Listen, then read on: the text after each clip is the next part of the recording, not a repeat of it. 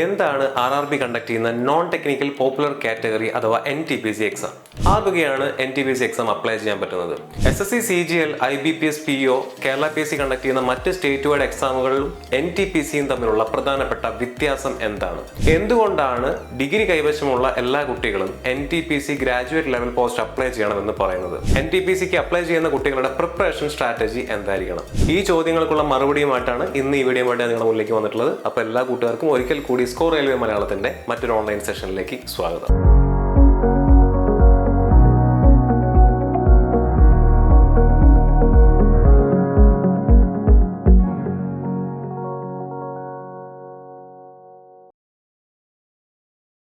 ഇനി നമുക്ക് ഇന്നത്തെ വീഡിയോയിലേക്ക് കിടക്കാം. ഇന്നത്തെ വീഡിയോയിൽ നമ്മൾ പ്രധാനമായിട്ടും ഡിസ്കസ് ചെയ്യാൻ പോകുന്നത് എന്താണ് NTPC എക്സാം എന്നുള്ളതാണ്. പിന്നെ ആർക്കൊക്കെയാണ് ഈ എക്സാം അപ്ലൈ ചെയ്യാൻ പറ്റുന്നത്, NTPC പരീക്ഷകൾക്ക് മറ്റ് പരീക്ഷകളെ അപേക്ഷിച്ചുള്ള പ്രത്യേകതകൾ എന്തൊക്കെയാണ്, ഡിഗ്രി ഉള്ള എല്ലാവരും എന്തുകൊണ്ടാണ് NTPC graduate level exam apply ചെയ്യണമെന്ന് പറയുന്നത്, അതുപോലെ തന്നെ എന്തായിരിക്കണം നിങ്ങളുടെ പ്രിപ്പറേഷൻ സ്ട്രാറ്റജി എന്നുള്ളത് ശ്രദ്ധിച്ചു കേൾക്കാം. NTPC പരീക്ഷ അഥവാ non technical popular category exam RRB conduct ചെയ്യുന്ന, റെയിൽവേ റിക്രൂട്ട്മെന്റ് ബോർഡ് കണ്ടക്ട് ചെയ്യുന്ന non technical popular category exam എന്ന് പറയുന്ന എക്സാം ഇതിന് മുന്നേ നോട്ടിഫിക്കേഷൻ എക്സാം കണ്ടക്ട് ചെയ്തിട്ട് ഏതാണ്ട് 6 വർഷത്തോളമായി. 2019 ഇതിന് മുന്നേ സെൻട്രൽ എംപ്ലോയ്മെന്റ് നോട്ടീസ് 01/2019 എന്ന പേരിൽ NTPC കണ്ടക്ട് ചെയ്തിരുന്നത്. അന്ന് ഗ്രാജുവേറ്റ് ലെവൽ, അതായത് ഡിഗ്രി ഉള്ള കുട്ടികൾക്കും +2 ഉള്ള കുട്ടികൾക്കും കൂടെ ഒരുമിച്ച് ആണ് എക്സാം കണ്ടക്ട് ചെയ്തിരുന്നത്. ഒരുമിച്ചാണ് എക്സാം കണ്ടക്ട് ചെയ്തതെന്ന് പറഞ്ഞാൽ എക്സാമിന്റെ ആദ്യ ഘട്ടം ഒരുമിച്ചായിരുന്നു. അതിൽ നിന്ന് രണ്ടാം ഘട്ടത്തിലേക്ക് പോകും. രണ്ടാം ഘട്ടത്തിൽ ഓരോ ലെവലിന്റെയും, അതായത് ഓരോ പോസ്റ്റിന്റെയും അതിന്റെ യോഗ്യതയ്ക്ക് അനുസരിച്ചിട്ടുള്ള ഡിഫറെന്റ് ടയറുകളായിട്ടാണ് എക്സാം കണ്ടക്ട് ചെയ്തിരുന്നത്. എന്നാൽ ഇത്തവണ റെയിൽവേ റിക്രൂട്ട്മെന്റ് ബോർഡ് ഈ എക്സാം കണ്ടക്ട് ചെയ്യാൻ തീരുമാനിച്ചപ്പോൾ, 2024 NTPC എക്സാം കണ്ടക്ട് ചെയ്യാൻ തീരുമാനിച്ചപ്പോൾ അത് 2 നോട്ടിഫിക്കേഷൻ ഇട്ട് കണ്ടക്ട് ചെയ്യാനായിട്ടാണ് തീരുമാനിച്ചിരിക്കുന്നത്.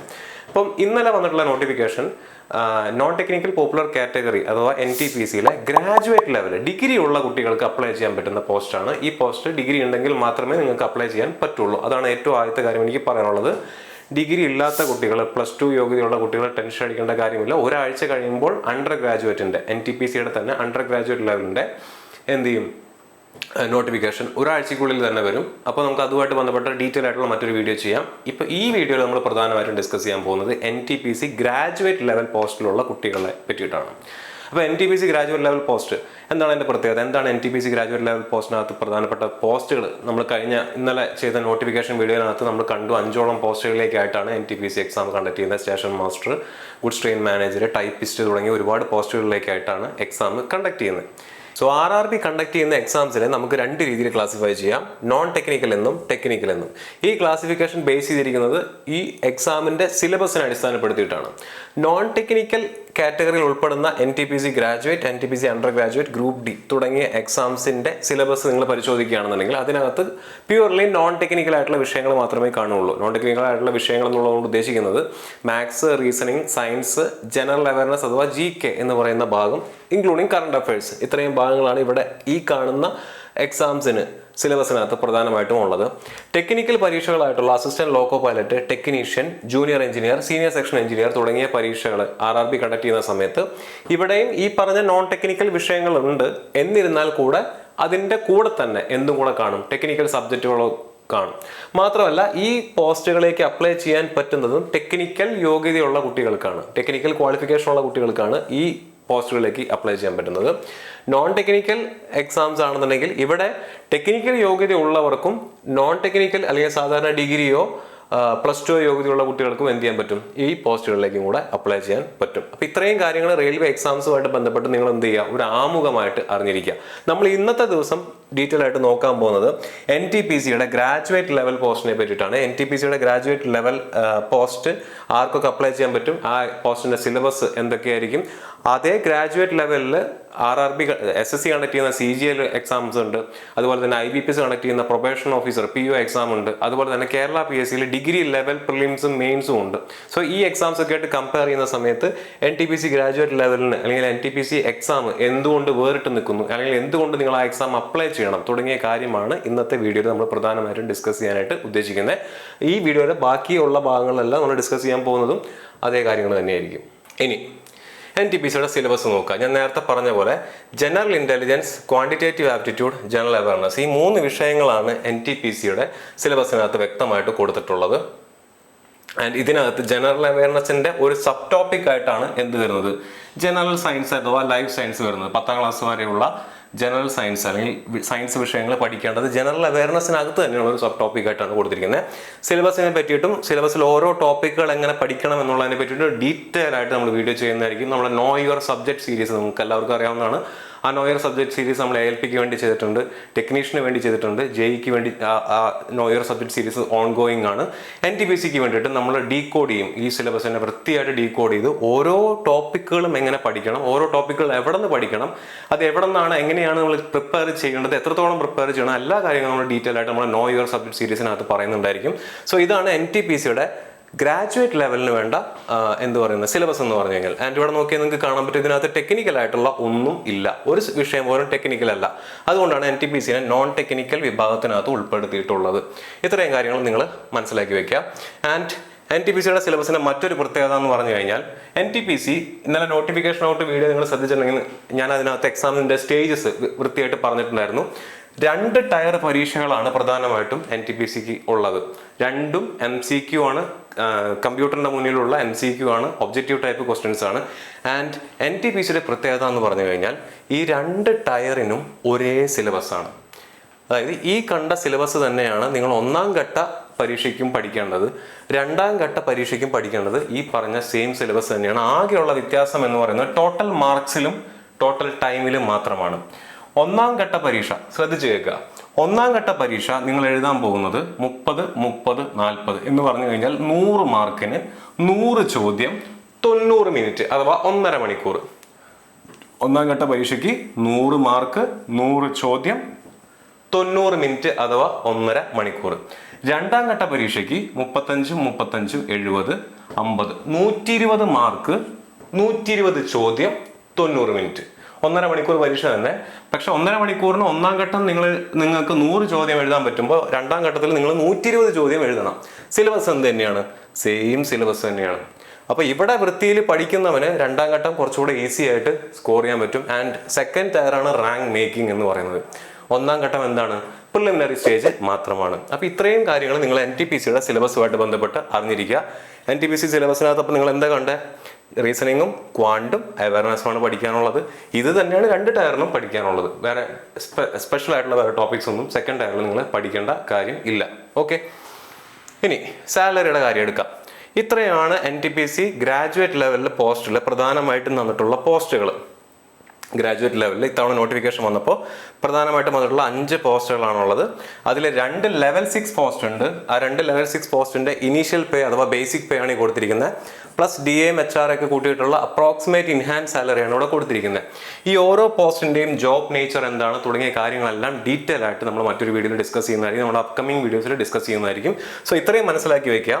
ഗ്രാജുവേറ്റ് ലെവലിൽ ഉള്ള പോസ്റ്റുകളിൽ ഏറ്റവും മിനിമം നിങ്ങൾക്ക് ഇൻഹാൻസ് സാലറി കിട്ടാൻ 60,000 രൂപ വരെ ഇൻഹാൻസ് സാലറി കിട്ടാൻ സാധ്യതയുള്ള പോസ്റ്റുകളിലേക്കാണ് RRB ഇപ്പോൾ എക്സാം വിളിച്ചിരിക്കുന്നത് എന്നുള്ള കാര്യമാണ് ഇവിടെ നിങ്ങൾ മനസ്സിലാക്കി വെക്കേണ്ട കാര്യം. എന്താണ് ഞാൻ ഒരിക്കൽ കൂടെ പറയാം.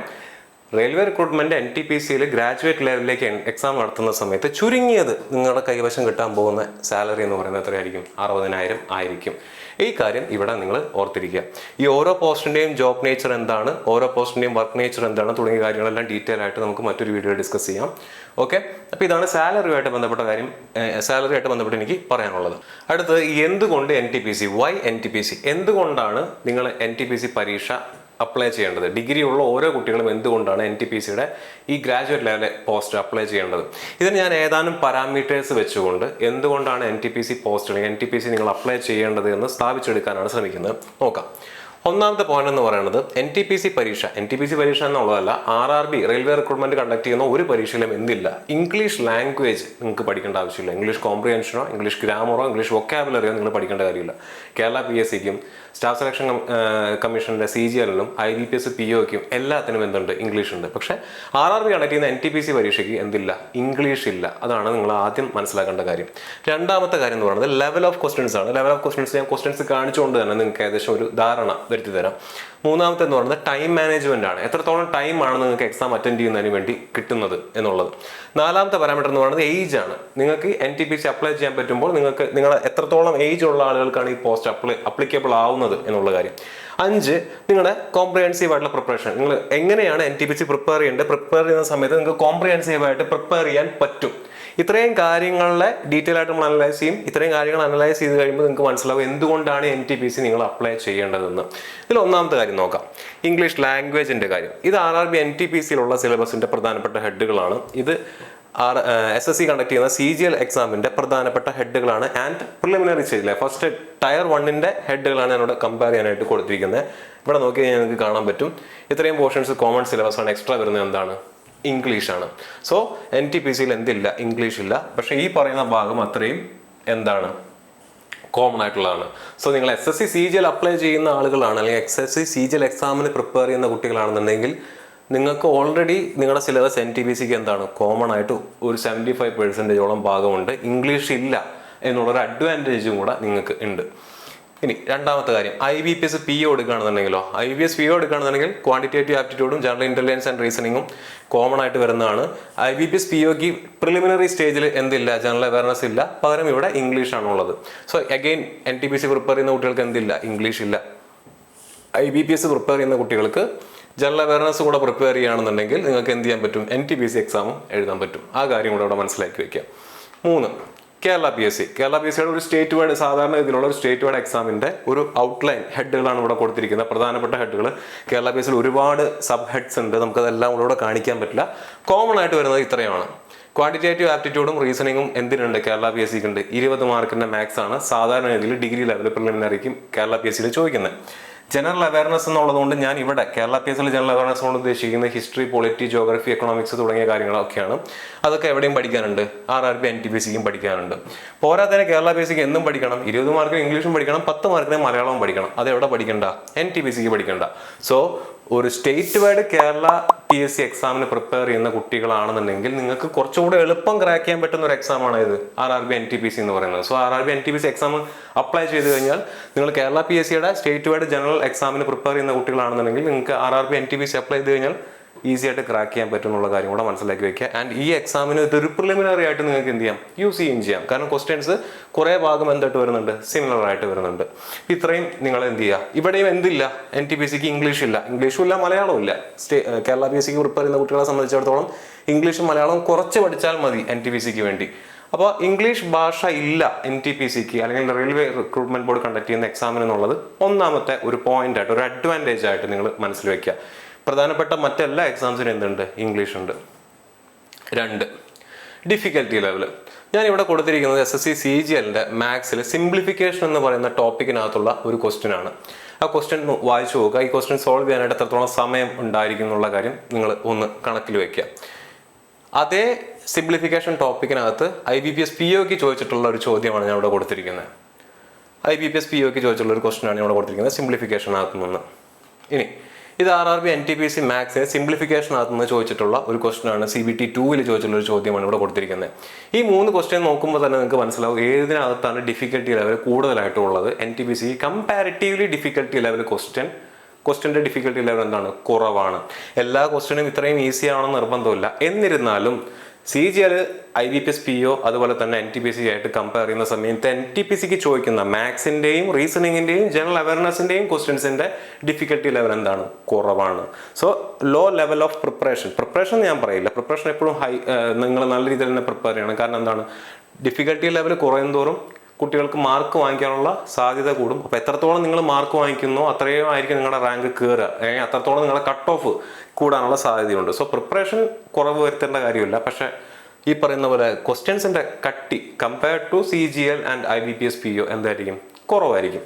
ഇത് മാത്സിന്റെ കാര്യം. ഇതുപോലെ തന്നെയാണ് റീസണിങ്ങിന്റെ കാര്യം. ഇനി ജനറൽ അവയർനെസിന്റെയും കറണ്ട് അഫയേഴ്സിന്റെയും കാര്യം കമ്പയർ ചെയ്യാം. ഇത് കേരള PSC എക്സാം കണ്ടക്ട് ചെയ്ത സെക്രട്ടേറിയറ്റ് അസിസ്റ്റന്റിന്റെ മെയിൻസിന്റെ കറണ്ട് അഫയറിൽ നിന്ന് ചോദിച്ചിട്ടുള്ള ഒരു ചോദ്യമാണ്. നിങ്ങൾക്കറിയാം ഇതിന് മുന്നേ കോപ്പ അമേരിക്ക നടന്നത് 2021-ലാണ്. സോ തൊട്ടടുത്ത വർഷം കേരള PSC കണ്ടക്ട് ചെയ്ത സെക്രട്ടേറിയറ്റ് അസിസ്റ്റന്റിന്റെ 2022-ലെ പേപ്പറിനകത്ത് കോപ്പ അമേരിക്കനെ പറ്റി ചോദിച്ചുള്ള ഒരു ചോദ്യം നിങ്ങൾ നോക്കുക. 2 സെന്റൻസ് വന്നിട്ട് അതിനകത്തുനിന്ന് ഇൻകറക്റ്റ് ആയിട്ടുള്ള എന്താണെന്നുള്ളതാണ് ചോദിച്ചിരിക്കുന്നത്. ഇതേ വർഷം തന്നെ RRB കണ്ടക്ട് ചെയ്തിട്ടുള്ള NTPC CBT 2-ൽ കറണ്ട് അഫയേഴ്സിൽ സ്പോർട്സുമായിട്ട് ബന്ധപ്പെട്ട ചോദ്യം നോക്കുക. The host for Olympic game 2020. So ക്വസ്റ്റ്യൻ്റെ നിലവാരം നിങ്ങൾ മനസ്സിലാക്കുക. സോ കേരള PSCയിലെ ഈ നേരത്തെ പറഞ്ഞ പോലെ ഒരു സ്റ്റേറ്റ് വൈഡ് എക്സാമിന് പ്രിപ്പയർ ചെയ്യുന്നവന് ജനറൽ അവയർനെസ് എത്രത്തോളം ഡെപ്തിൽ പഠിക്കണം എന്നുള്ളതും NTPCക്ക് എത്രത്തോളം പഠിക്കേണ്ടി വരും എന്നുള്ളതും ഈ ക്വസ്റ്റ്യൻസിൻ്റെ കമ്പാരിസണിൽ നിന്ന് തന്നെ വ്യക്തമാണ്. സോ ഡിഫിക്കൽട്ടി ലെവൽ കേരള PSCനെ അപേക്ഷിച്ച് നോക്കുകയാണെന്നുണ്ടെങ്കിലും IBPS PO അപേക്ഷിച്ച് നോക്കുകയാണെന്നുണ്ടെങ്കിലും SSC CGLനെ അപേക്ഷിച്ച് നോക്കുകയാണെന്നുണ്ടെങ്കിലും NTPC ഒരു തട്ട് താണാണ് ഡിഫിക്കൽട്ടി ലെവലിൽ ഇരിക്കുന്നത്. അതും നിങ്ങൾക്കൊരു അഡ്വാൻറ്റേജ് ആണ്. പിന്നെ നേരത്തെ പറഞ്ഞ പോലെ ഇംഗ്ലീഷ് ലാംഗ്വേജ് പഠിക്കേണ്ട ആവശ്യമില്ല എന്നുള്ളതും ഒരു അഡ്വാൻറ്റേജ് ആയിട്ട് നിങ്ങൾക്ക് കണക്കൂട്ടാവുന്നതാണ്. ഇതിനേക്കാളെല്ലാം വലിയൊരു അഡ്വാൻറ്റേജ് ആണ് ഇനി നിങ്ങൾ കാണാൻ പോകുന്നത്. എന്താണത്? Time management. ഇത് ഈ പറഞ്ഞ എല്ലാ എക്സാംസിൻ്റെയും പ്രിലിമിനറി സ്റ്റേജിൻ്റെ ടൈമും നമ്പർ ഓഫ് ക്വസ്റ്റ്യൻസും ആണ്. SSC CGL നിങ്ങളുടെ കൈവശമുള്ളത് 1 മണിക്കൂറാണ്. എത്ര ചോദ്യം? 100 ചോദ്യം. ഞാൻ നേരത്തെ പറഞ്ഞ 4 ടോപ്പിക്സ് കവർ ചെയ്യണം. Reasoning, maths, general awareness and English. ഇത്രയും പോർഷൻസ് ഈ 60 മിനിറ്റിൽ നിങ്ങൾ എന്ത് ചെയ്യണം? കവർ ചെയ്യണം. IBPS POക്ക് 60 മിനിറ്റിൽ 100 ക്വസ്റ്റ്യൻസ് ആണ് കവർ ചെയ്യേണ്ടി വരിക.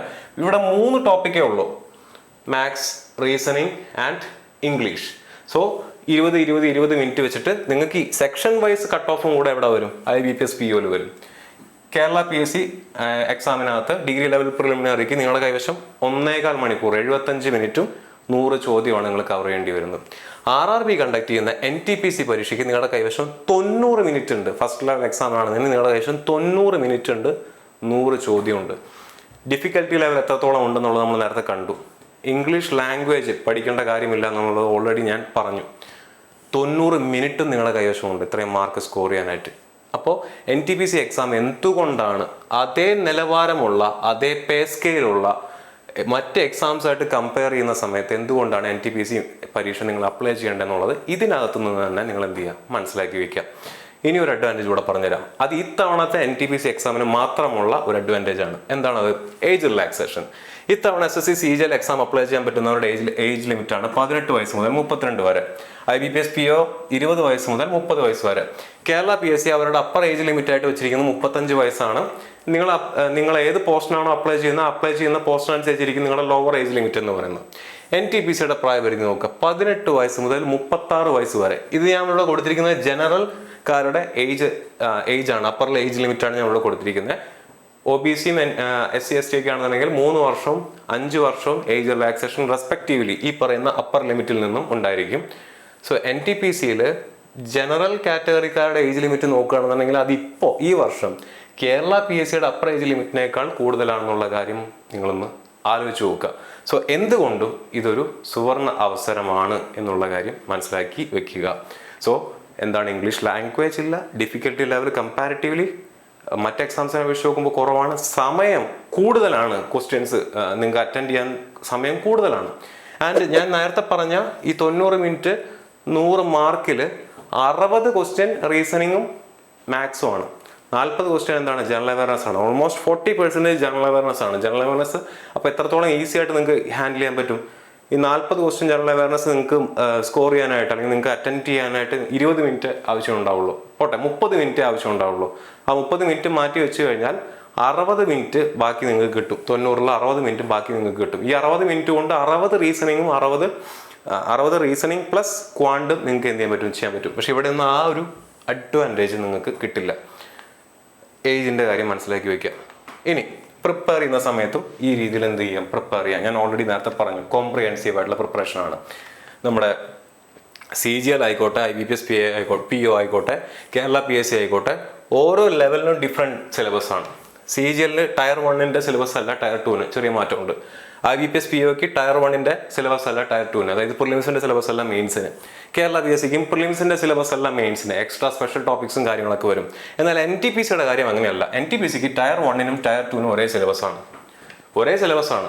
ഒരേ കാര്യം തന്നെയാണ് പഠിക്കാനുള്ളത്. കൂടുതൽ പ്രാക്ടീസ് ചെയ്ത് മാത്സും റീസണിങ്ങും കുറച്ചുകൂടെ എളുപ്പമാക്കി കഴിഞ്ഞു കഴിഞ്ഞാൽ 90 മിനിറ്റിൽ 120 ക്വസ്റ്റ്യൻ നിങ്ങൾക്ക് എന്ത് ചെയ്യാൻ പറ്റും? അറ്റൻഡ് ചെയ്യാൻ പറ്റും. ഒരേ സിലബസ്, മാർക്കിൽ മാത്രം ചെറിയ വേരിയേഷൻ ഉള്ളൂ. സോ ഇവിടെ കോംപ്രിഹെൻസീവ് പ്രിപ്പറേഷൻ. NTPCക്ക് പഠിക്കാനിരിക്കുന്നവന് എന്ത് ചെയ്താൽ മതി? ഈ 3 സിലബസ് എടുത്ത് വെച്ചിട്ട് വൃത്തിയിലിരുന്ന് പഠിച്ചു കഴിഞ്ഞാൽ ഈ വർഷം തന്നെ നിങ്ങൾക്ക് എന്ത് ചെയ്യാം? ജോലി കിട്ടാം. അപ്പോൾ ഇതാണ് NTPCയുടെ ഒരു അഡ്വാൻറ്റേജ് എന്ന് പറഞ്ഞു കഴിഞ്ഞാൽ. ഇത്രയും കാര്യങ്ങളിൽ നിന്ന് നിങ്ങൾക്ക് ഒരു കാര്യം മനസ്സിലായിട്ടുണ്ടോ? ഇനി നിങ്ങൾ തന്നെ തീരുമാനിക്കുക എന്തുകൊണ്ട് NTPC എന്ന്. NTPC പരീക്ഷ ഡിഗ്രി ലെവൽ യോഗ്യതയുള്ള കുട്ടികൾ എന്തുകൊണ്ട് അപ്ലൈ ചെയ്യണം എന്നുള്ളത് ഈ വീഡിയോയിലൂടെ സ്ഥാപിക്കാൻ പറ്റിയെന്നാണ് ഞാൻ വിശ്വസിക്കുന്നത്. NTPC എക്സാമുമായിട്ട് ബന്ധപ്പെട്ട മറ്റൊരുപാട് അപ്ഡേറ്റ്സ് നമുക്ക് ഇനി വരാനുണ്ട്. എന്തൊക്കെയാണ്, ഏതൊക്കെ പോസ്റ്റുകളിലാണ് ഏതൊക്കെ RRBയിൽ ഏതൊക്കെ പോസ്റ്റുകളാണ് ഒഴിവുള്ളത്, പോസ്റ്റുകളുടെ പ്രത്യേകതകൾ എന്തൊക്കെയാണ്, ഓരോ പോസ്റ്റിനും നിങ്ങൾ അപ്ലൈ ചെയ്യുന്ന സമയത്ത് ശ്രദ്ധിക്കേണ്ട കാര്യങ്ങൾ എന്തൊക്കെയാണ്, പോസ്റ്റ് പ്രിഫറൻസ് കൊടുക്കുമ്പോൾ ശ്രദ്ധിക്കേണ്ട കാര്യങ്ങൾ എന്തൊക്കെയാണ്, പഠിക്കാനിരിക്കുന്ന സമയത്ത് ഓരോ വിഷയങ്ങൾ നിങ്ങൾ എങ്ങനെയാണ് കൈകാര്യം ചെയ്യേണ്ടത്, എന്തായിരിക്കണം നിങ്ങളുടെ സ്റ്റഡി പ്ലാൻ തുടങ്ങിയ എല്ലാ കാര്യങ്ങളും തുടർന്നുള്ള വീഡിയോസിൽ നമ്മൾ ചെയ്യുന്നുണ്ടായിരിക്കും NTPCക്ക് വേണ്ടി. അപ്പോൾ എല്ലാ കൂട്ടുകാരും എന്ത് ചെയ്യുക, നമ്മുടെ ചാനൽ ഫോളോ ചെയ്യുക. ഒരിക്കൽ കൂടി എല്ലാവർക്കും ഓണാശംസകൾ നേർന്നുകൊണ്ട് നിർത്തുന്നു.